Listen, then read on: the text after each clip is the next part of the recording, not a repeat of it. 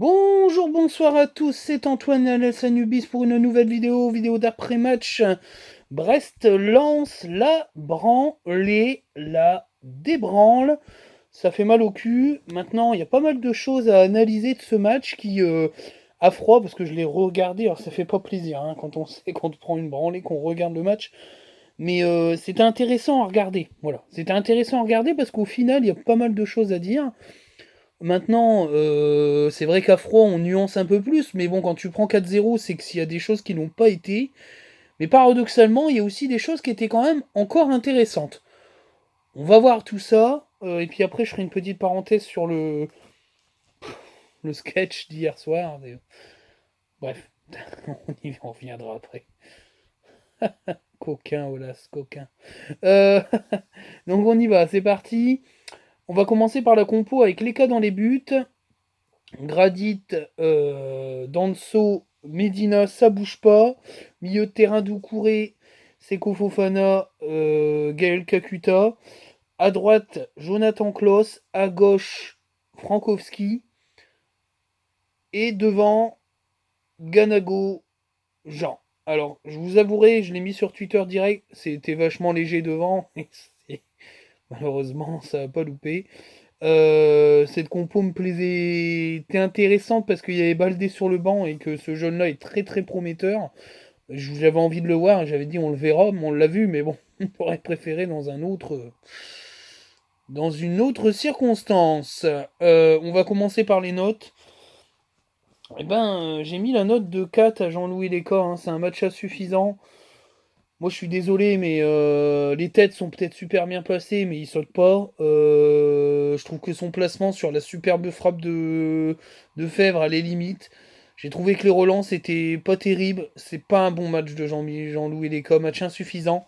J'ai mis la note de 4. Danso, j'ai mis la même note, match insuffisant. J'ai trouvé qu'il s'était fait bouger, mais il a gagné qu'un ou deux duels. Je l'ai trouvé anormalement fragile sur les duels. C'est un match sans, ça peut arriver. Il a été très bon depuis son arrivée. On peut pas toujours être bon. J'ai mis la note de 6 à Grady parce que j'ai trouvé que c'était le meilleur des trois défenseurs. Il a fait un match correct. C'était pas un match exceptionnel, mais ça a été un des rares à faire son boulot derrière et à aussi transpercer devant quand à un moment donné on a eu quand même pas mal le ballon et qu'on a eu un temps fort. Ça a été un des meilleurs. Voilà. Du coup, bah, il a un match correct parce qu'il n'a pas été catastrophique et puis c'était plutôt bon. J'ai mis la note de 3 à notre ami Medina. Il fait un mauvais match. Il n'a pas été bon. Il a fait du mauvais Medina. Limite, je pense même qu'il n'allait pas finir le match. Dans les duels, c'était limite. Dans les relances, c'était pas ça. Et j'ai trouvé qu'il était fort nerveux. Voilà, bah, ça arrive. Hein. C'est un match où il est passé à travers. Mais il n'y a pas que lui hein, qui est passé à travers. J'ai mis. Et c'est très rare. C'est très rare. J'ai mis 5 à Jonathan Klaus. J'allais même mettre moins, mais bon, j'ai mis un point bonus parce que je le kiffe. Match moyen. Je l'ai trouvé très peu percutant. Les coups francs étaient très mal tirés. Oh non, je peux pas. Je suis obligé de mettre 4. Match insuffisant. Non, c'est là. En redisant un peu les trucs qu'à l'époque, je peux pas mettre 5. C'est pas bien. Voilà, je mets 4. Match insuffisant parce que les coups francs étaient mal tirés. Les trouvé, il a fait une seule passe qui a été dangereuse. Le reste, je l'ai trouvé très emprunté. C'était pas du bon Klaus. Voilà. Il est passé au travers, comme Medina, comme Danso. Voilà, après, c'est comme ça.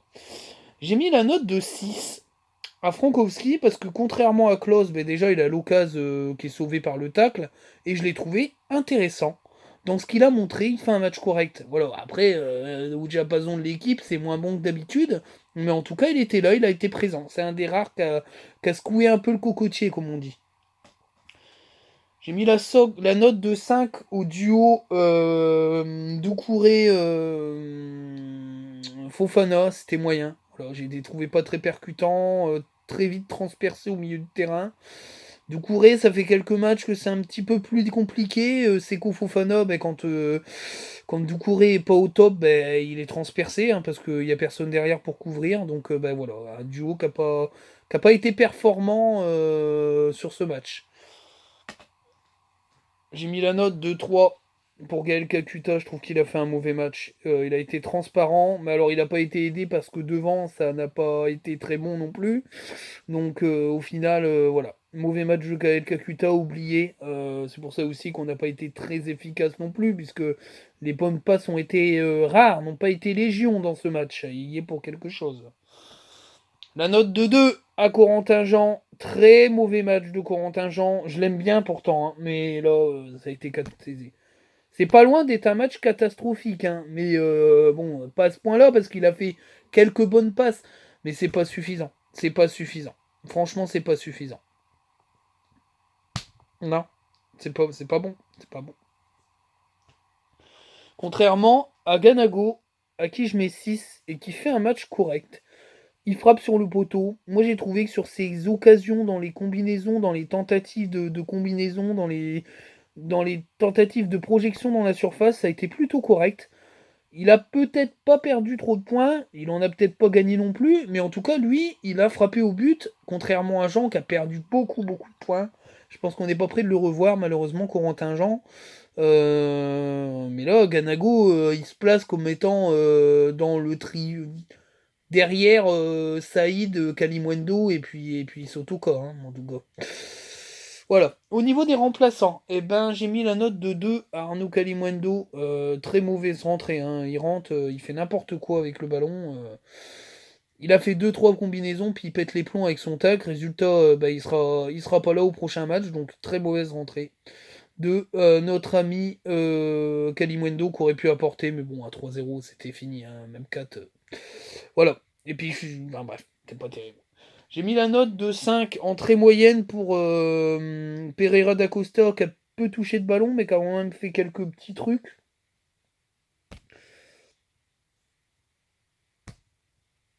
Encore jeune, mais bon, il a le talent. Il a le talent, faut lui laisser le temps. Euh... Ben, j'ai mis en... Moi j'ai bien aimé. La rentrée de Baldé à l'approche. Moi je fais une rentrée correcte pour un jeune qui c'est son premier match pro. Moi j'ai trouvé qu'il avait tenté des choses. Qu'il avait été au duel, qu'il a réussi à extirper quelques ballons. J'ai envie de le voir. Voilà, j'ai envie de le voir en Coupe de France, parce que je pense qu'on va le voir en Coupe de France, ça c'est très important. J'ai envie de le voir en Coupe de France. Et puis Boli, bah. Boli, je ne note pas, il n'a pas touché beaucoup de ballons, donc c'est un peu compliqué. Voilà, clairement.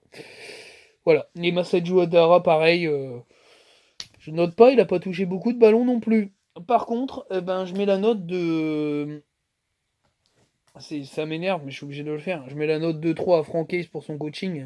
On titularise pas Jean, ou alors on change de, on titularise pas Jean. Il aurait dû jouer à un seul attaquant et puis renforcer son milieu de terrain s'il n'était pas sûr.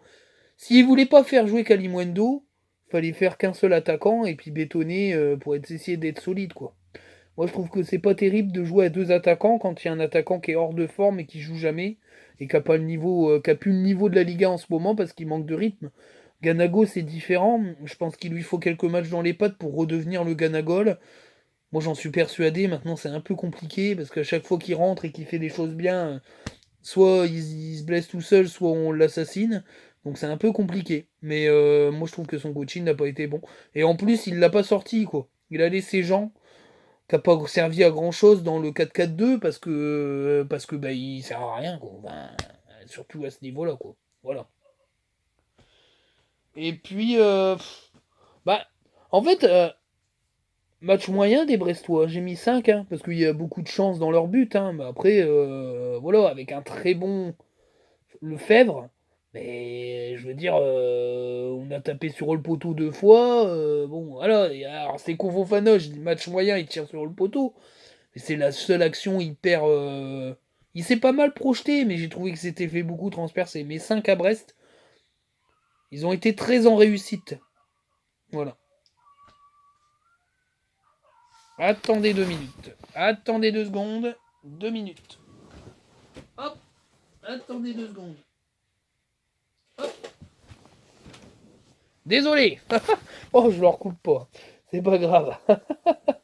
Allez, on y va. Ben, le récit du match que j'ai vu une deuxième fois, hein, à froid, et ben en fait on se fait cueillir très rapidement par le premier but, qui est un peu chanceux parce que le centre est contré et puis Mounier fait bien la tête. Après, j'ai trouvé que Leka, enfin voilà, il reste sur place, il doit tenter le plongeon quand même, hein, même s'il est prêt à contre-pied, il doit tenter, hein, il doit essayer, hein. Moi, je suis désolé, hein, moi je trouve que là-dessus, il a pas été bon. Après, je m'appelle pas Freddy Carmel à lui taper dessus tout le temps, mais je trouve que là, il a pas fait un très bon match et qu'il doit tenter de plonger quand même si les têtes, elles sont un peu improbables. On est mené à 1-0, on accélère, on les met en difficulté. Il y a l'occasion du 1 partout, parce que Frankowski est idéalement servi, il fait ce qu'il faut, il la met super bien, mais il y a le tacle. Parce que rien ne doit rentrer, rien ne doit rentrer, c'est tout, on n'a pas de chat. Et derrière, on enquille, on prend le deuxième sur coup de pied arrêté. Un but improbable du dos. Bon, bah c'est tout, c'est comme ça, hein. Et puis, et ben après, on pousse, sauf qu'on joue avec un de moins, puisque Jean ne fait rien devant. Moi, j'ai été surpris de le voir encore en début de deuxième mi-temps, parce qu'en fait, au final, on a poussé, et puis on prend le troisième dans la foulée, parce que Fèvre, on se fait défoncer au milieu de terrain, on se fait transpercer parce qu'on n'est pas équilibré, parce que Doucouré rattrape pas les coups. Et puis on prend le troisième. Bon, ça fait 3-0, mais bizarrement, je suis pas. Je suis pas. À 2-0, je me dis, il y a moyen. À 3-0, je me dis, ça va être chaud, mais il y a moyen de faire 3-3 parce que à chaque fois qu'on accélère, on les met en PLS. Et puis en fait, au début de la première et la deuxième mi-temps, on laisse tomber. Enfin, il sort pas Jean, il fait pas de remplacement. Je suis un peu surpris de Franquet, je pense qu'il a lâché le match. Il s'est dit, tant pis, c'est pas celui-là. Et puis ça s'enquille mal parce qu'après on prend le beau quatrième but parce que c'est pareil, il la frappe il la frappe comme parfaitement, ça va dans la lunette. Après il a mis Danso en PLS astral, hein, et ça je comprends pas sur des duels comme ça. Danso normalement il envoie en l'air tout le monde. Je pense qu'il y a eu pas mal de difficultés physiques sur cette partie-là. Et puis après c'est fini, c'est 4-0, hein. Le clou du spectacle c'est le carton rouge de Kalimundo. Et j'étais très déçu du coaching de Francaise. J'ai quand même l'impression qu'il y a des joueurs qui sont un peu dans le dur physiquement et que Francaise n'a pas forcément les grosses solutions sur le banc. Maintenant, j'ai l'impression que l'équipe sans Sotoka elle a du mal quand même à organiser un pressing, hein. Donc il y a une Sotoka dépendance dans l'organisation du pressing, du harcèlement. Et un joueur comme Jean, il sait pas le faire, quoi. Donc, puis il s'est fait bouger, quoi, Jean. Il y a des actions où c'est épaule contre épaule, il s'envole comme un fétu de paille. Et je me suis dit, putain, mais il a rien, il a plus rien, là, physiquement. Par contre, Ganago, il a été très intéressant. Moi, j'ai trouvé qu'il avait bien revenu et il aura son mot à dire quand il y aura tout le monde à 100%, parce que Saïd, c'est normal que physiquement, il se blesse un petit peu, parce qu'il a pas joué depuis un mois. La blessure est pas grave, il va revenir. Mais clairement, là, il n'y a pas Kalimundo pour le match à domicile face à Clermont, si je dis pas Angers, si je dis pas de bêtises. Faut espérer que ça soit Sotoka Saïd, hein, devant, ou Saïd Sotoka Ganago. À la rigueur, Sotoka Ganago, ça peut être intéressant. Avec Saïd qui rentre, parce que bon, il va être un peu à court de forme. Mais Jean il est hors. Je pense qu'il doit aller jouer en réserve, hein, pour aider la réserve à se maintenir, parce que ça va être compliqué. Quand on voit Badé qui en rentrant, en un quart d'heure, il a montré quasi plus que Jean sur tout le match. C'est dur parce que je l'apprécie, Jean. Mais là, franchement, ça a été plus que compliqué. Alors après, ce qui est bien, c'est que on n'est pas programmé pour jouer le podium. On est peut-être programmé pour tenter d'aller chercher l'Europe, les six, six premières places, on va dire. Clairement, moi je le dis, hein, ça peut peut-être faire du bien et dégonfler un peu, même le mien de melon, hein, parce que moi j'y crois. Moi je crois à l'Europe, mais la vraie Europe. Moi je crois aux 4 premières places. Moi j'y crois, mais ça dégonfle bien mon melon, parce que on n'est pas armé, quoi. On n'est pas armé parce que ces matchs-là, Nice les perd pas, Lyon va pas les perdre. Parce qu'ils ont une qualité individuelle sur le banc capable de faire sauter ces verrous-là en fin de match. Quand on voit le match de Nice qui est mené 1-0 par une belle équipe de Clermont, mais qui physiquement pêche, eux ils ont pas pêché, hein. Guiri, il a fait deux trucs de génie, puis ça fait 2-1, hein. Voilà, ils ont joué pas beau, mais ils ont du talent sur toutes les lignes et du talent individuel. Nous on l'a aussi, hein, mais pas sur le banc. Et je pense que l'objectif aussi, c'est de créer un banc de qualité. Mais pour ça, il faut des mecs qui acceptent une certaine forme de concurrence.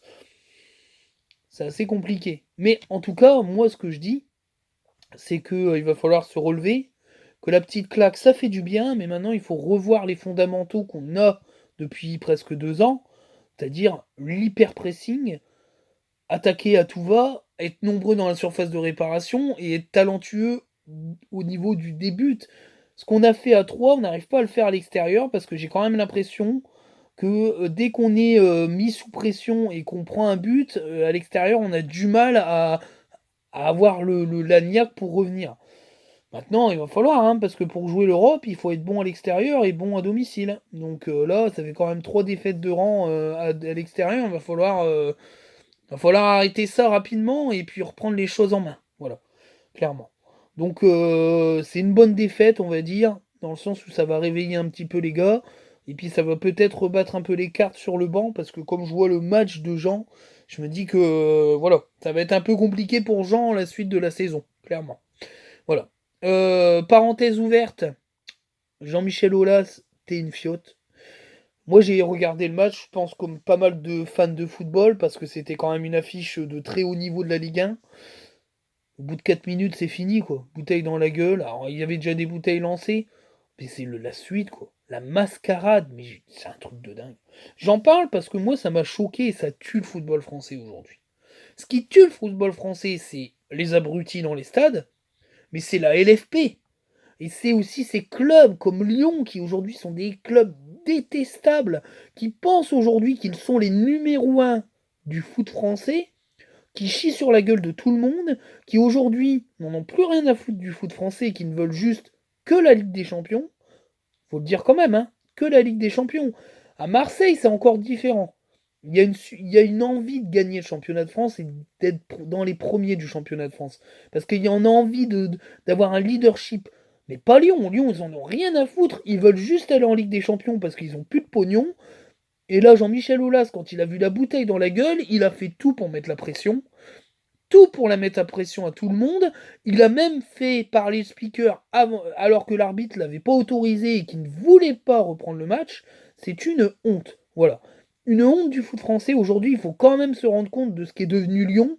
Un club de racailles, avec un public qui est quand même à la limite du néo-nazi, parce qu'on sait très bien ce que ça voulait dire la Marseillaise chantée, parce qu'il y a eu des chants discriminatoires à l'encontre de Payet et limite racistes. Donc je le dis, hein. Ça a choqué Thierry Henry qui a été parfait. D'ailleurs, je tiens à féliciter Prime Video qui ont été parfaits sur ce match-là, avec une franchise, vraiment des intervenants, des journalistes qui ont des coronesses, d'accord, hein. Un diffuseur qui dit allez vous faire enculer Lyon, vous êtes des bâtards, et la LFP, vous êtes des enculés. Bon, ils l'ont pas dit comme ça, mais clairement, ils se sont impatientés et j'ai trouvé Thierry Henry très intéressant et très franc. Et quand on a vu sa tronche, quand Olas a commencé à déblatérer, ouah, on veut constater les dégâts, mais il a pris une bouteille dans la gueule. Mais même s'il a rien, c'est une honte. Pas de ça nulle part sur aucun stade. Ce sont des fils d'inceste. C'est pas des supporters. C'est tout. C'est pareil pour tous les débiles qui courent sur les terrains, qui machin. Il y a rien. Moi, je ne condamne fermement ça. Le foot, c'est un spectacle. Ça doit être bon enfant. Il ne doit pas y avoir de délire comme ça. Même quand il y a une rivalité. Moi, je suis désolé. J'aime pas les Lillois parce que j'ai une rivalité. Mais je vais pas aller foutre sur la gueule des joueurs, balancer des merdes. Voilà, encore un américain kebab, ça peut encore passer parce que, à part la sauce piquante ou la sauce au poivre, il n'y a pas trop de danger de mourir, mais une bouteille pleine balancée à 20, 30, 40 mètres, ça fait très mal l'impact. C'est honteux, voilà. Moi, ce que je dis, c'est que la LFP sont des trous du cul, qui sont à la solde de Jean-Michel Aulas parce qu'il les a pourris de l'intérieur. Aujourd'hui, Aulas, il sait qu'il a acheté un stade, il a plus de pognon parce qu'il joue plus la Ligue des Champions. Parce que son enculé de pacte avec les vieux clubs comme Dijon, Nîmes, j'en passe et des meilleurs pour enculer les clubs historiques. Aujourd'hui, c'est Tintin parce que Strasbourg est remonté, Lens est là. Dans quelques années, il y aura Auxerre, Le Havre, hein, qui vont revenir et ils vont enculer Aulas parce qu'Aulas a fait tout pour détruire les clubs historiques, pour essayer d'avoir la Ligue des Champions que pour lui et puis un autre club. eh ben va te faire enculer, clairement. Et franchement, tu es un menteur. J'aime pas Riolo, mais il avait raison. C'est honteux. Et j'espère qu'il y aura des grosses sanctions, parce que c'est quand même honteux de mettre la pression à l'arbitre. D'ailleurs, je mets la note de 10 à Rudy Buquet, parce qu'il a fait une intervention pleine de couilles en direct à la télévision, où il a exactement dit ce que lui a fait, c'est-à-dire qu'il ne voulait pas reprendre le match, qu'on a tout fait pour lui mettre la pression, même envoyer les joueurs à l'échauffement alors qu'il avait décidé que le match ne reprendrait pas. C'est honteux. C'est une honte. Et en plus, comme la région suce la bite, moi je dis suce la bite d'Olas, parce qu'il a ses entrées partout, c'est honteux. C'est honteux. Et Rudy Buquet a redoré le blason des arbitres. C'est ça qu'on veut. Des arbitres qui viennent en fin de match expliquer les faits. Il n'y a rien, personne ne va leur casser la gueule. On veut qu'il parle. Voilà, il a parlé, il l'a dit. Lui, moi, je veux terminer le match. Moi, j'ai dit, c'est fini. Voilà. In fine, sportivement, j'ai arrêté le match. Ce qui voulait dire qu'on lui a mis la pression de manière judiciaire par rapport au fait que le public devait sortir alors qu'il y avait que des Lyonnais. Je vois pas ce qui serait passé à part que les abrutis se fritent entre eux parce qu'on a vu la vidéo de l'autre qui prend des claques dans la gueule. Ils sont complètement mongols. Ils allaient leur tourner des bagnoles, mais c'est leur propre bagnole, qu'ils aillent se faire enculer, ces nazis. Et moi, je dis que Rudy Buquet a fait super bien de faire ça. Donc moi, je dis bravo Rudy Buquet. En plus, c'est un mec super bien, c'est un régional en plus. C'est honteux. Encore une fois, c'est une affiche. Aujourd'hui, il y a l'Europe entière qui regarde la Ligue 1 parce qu'on est en train de dire Farmer League, gna gna gna, tout le monde se branle sur la. Oui, tout le monde se branle sur la Ligue 1. Parce qu'aujourd'hui, il y a du foot, il y a du but, il y a de l'action, il y a des entraîneurs qui prennent du jeu. Toute l'Europe regarde la Ligue 1 aujourd'hui. Parce qu'ils savent très bien que le PSG, cette saison, si Messi commence à un petit peu marcher sur l'eau, ils peuvent aller chercher la Ligue des Champions. Et qu'il y a beaucoup de clubs en Europe qui marchent bien, dont Lyon. Malheureusement, c'est des abrutis, mais ça fonctionne plutôt bien. Mais c'est un désastre l'affiche. Ça dure 1 heure et demie. Parce qu'il n'y a personne qui veut prendre ses responsabilités alors que l'arbitre a dit c'est terminé. C'est honteux. C'est une honte. Voilà. Et les Lyonnais, c'est un public de merde et d'aigris. Parce qu'aujourd'hui, ils ne sont plus rien. La Ligue Europa, vous êtes un club européen, vous n'êtes plus l'élite du foot français. L'élite du foot français, il n'y a que Paris, maintenant. Et ça, vous avez du mal à l'accepter. Et peut-être même que dans un peu plus de. Dans quelques années, Nice avec Ineos, Marseille s'ils sont rachetés, etc., seront peut-être les leaders de la Ligue 1, vous ne ferez plus que faire des faire-valoir. Et ben c'est ce que vous méritez. D'ailleurs, moi j'appelle comme sanction moins 19 points, une qualification du RC Lens en Ligue des Champions à titre de dédommagement pour la saison 2002, d'accord, parce que c'est honteux. Lyon rétrogradé en Ligue 2. Voilà. Et nous, en Ligue des Champions, on rejoue la Ligue des Champions à la place des enculés de Lyonnais. Ce sont des enculés. Voilà, moi je le dis. C'est honteux. Ciao.